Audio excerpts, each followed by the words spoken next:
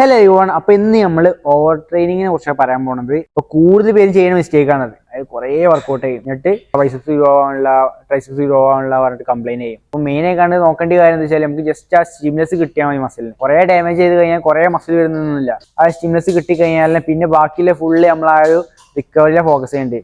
Correct ആ ഒരു rest കൊടുക്കണം, കറക്റ്റ് സ്ലീപ്പ്, അതുപോലെ ന്യൂട്രീഷൻ, പ്രോട്ടീൻ ടേക്കും, അതുപോലെ കാലറീസ് ഒക്കെ കറക്റ്റ് ആക്കുക. അതാണ് മെയിനായി നോക്കണ്ടേ. അല്ലാതെ നമ്മൾ എത്ര വർക്കൗട്ട് ചെയ്ത് കഴിഞ്ഞാൽ ഒരു കാര്യമില്ല.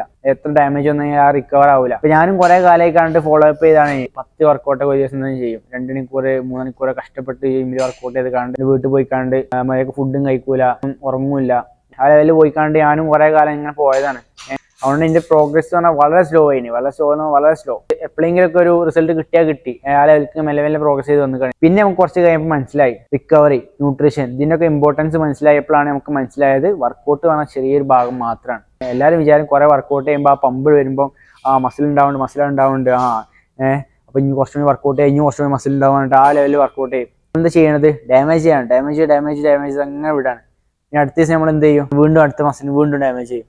ആ ഡാമേജ് വന്നുകൊണ്ടേ നിൽക്കും. ശരിയാണ്, നിങ്ങൾക്ക് പമ്പ് കിട്ടിക്കൊണ്ടേ നിൽക്കും. പക്ഷെ റിക്കവറി ഉണ്ടാവില്ല. കറക്റ്റായിട്ട് നമുക്ക് ഗ്രോത്ത് ഉണ്ടാവില്ല. അത് നമ്മൾ ആലോചിക്കണില്ല. നമുക്ക് ജസ്റ്റ് എപ്പോഴും കണ്ടാൽ മാത്രം മതി. വലുതാക്കണം എന്നില്ല ഒരു ഇത് വേണമെങ്കിൽ റിക്കവറിയാണ് മെയിൻ.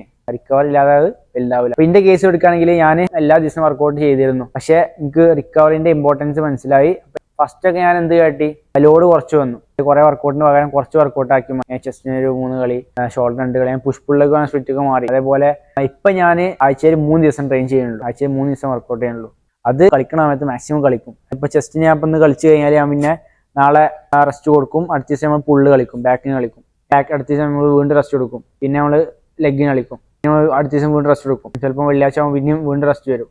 പിന്നെയാണ് നമ്മൾ ചെസ്റ്റിന് കളിക്കുന്നത്. കുറെ ദിവസം ഗ്യാപ്പ് വരും നമുക്ക് ഈ ഒരു ചെസ്റ്റിന് കളിക്കുന്നതിന്റെ. പക്ഷെ ആ ഒരു റിക്കവറിക്ക് ടൈം കൊടുക്കുമ്പോൾ അതിന് ഗ്രോത്ത് ഉണ്ടാവും. നമുക്ക് ട്രൈ ചെയ്ത് നോക്കിയാലേ നമുക്ക് മനസ്സിലാവുള്ളൂ. അപ്പൊ ട്രൈ ചെയ്ത് നോക്കുക. എല്ലാവർക്കും സക്സസ്ഫുൾ ആവും ഞാൻ പറയുന്നില്ല, കാരണം ചെയ്ത് നോക്കി കഴിഞ്ഞാൽ മനസ്സിലാവുള്ളൂ. ഇപ്പൊ ഞാൻ ചെയ്ത് നോക്കി, എനിക്ക് എന്തായാലും ചേഞ്ച് കണ്ടു. എനിക്ക് ഇപ്പം നല്ലോണം ഫീൽ ചെയ്യുന്നു. എനിക്ക് അപ്പർ ചെസ്റ്റ് ഒന്നും തീരെ ഇല്ലായിരുന്നു. അതായത് ഇപ്പം എനിക്ക് അപ്പർ ചെസ്റ്റ് നല്ലോണം ഗ്രോ ആയി വരുന്നുണ്ട്.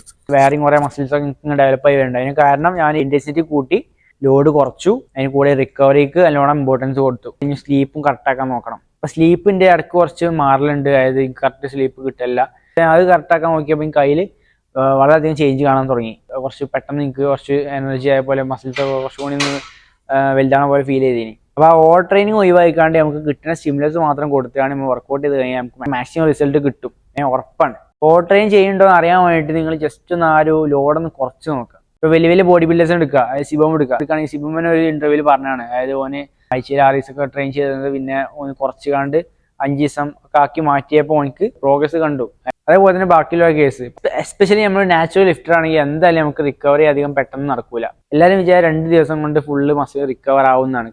അതാണ് എല്ലാവരും വിശ്വസിച്ചുകൊണ്ടിരിക്കുന്നത്. ചിലവർക്ക് ഈ 2 ദിവസം കൊണ്ടൊന്നും റിക്കവറി നടക്കൂല. ഞാനും കുറെ കാലമാണ് വിശ്വസിച്ച സംഭവമാണ്. 2 ദിവസം മതി, 2 ദിവസം കഴിഞ്ഞാൽ നമുക്ക് ആ ഒരു മസിൽ പിന്നെയും കളിക്കാം. പക്ഷെ ഇപ്പോഴാണ് മനസ്സിലായത് 2 ദിവസം മതിയാവില്ല. ചിലപ്പം അതിൽ കൂടുതൽ വേണ്ടി വരും. നമ്മൾ അത്രക്കും ഡാമേജ് കൊടുക്കുന്നുണ്ട്. അപ്പൊ ആ ഡാമേജ് ചിലപ്പോൾ റിക്കവർ ആയിക്കൊള്ളണമെന്നില്ല 2 ദിവസം കൊണ്ട്. അപ്പൊ അതിൽ കുറച്ച് കൂടുതൽ റെസ്റ്റ് കൊടുത്ത് കഴിഞ്ഞാൽ കുഴപ്പമൊന്നുമില്ല. മസിൽ പോകാൻ പോകുന്നില്ല.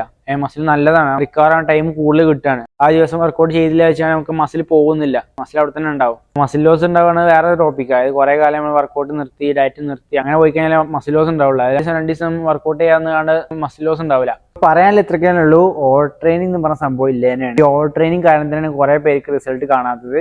കാരണം കറക്റ്റായിട്ട് പ്രോപ്പറായി റിക്കവറി നടന്നില്ലെങ്കിൽ കറക്റ്റായിട്ട് നമുക്ക് ഗ്രോത്ത് ഉണ്ടാവില്ല. അപ്പോൾ നിങ്ങൾ ചെയ്യേണ്ടത് വെച്ചാൽ ലോഡൊന്ന് കുറച്ച് നോക്കുക. അതായത് റിക്കവറിക്ക് ഫോക്കസ് ചെയ്യുക. എല്ലാ ദിവസം ട്രെയിൻ ചെയ്യുന്നതിന് പകരം ഇടയ്ക്കൊന്ന് 2 ദിവസം റെസ്റ്റ് കൊടുത്തുകൊണ്ട് നമുക്ക് ചെയ്ത് നോക്കുക.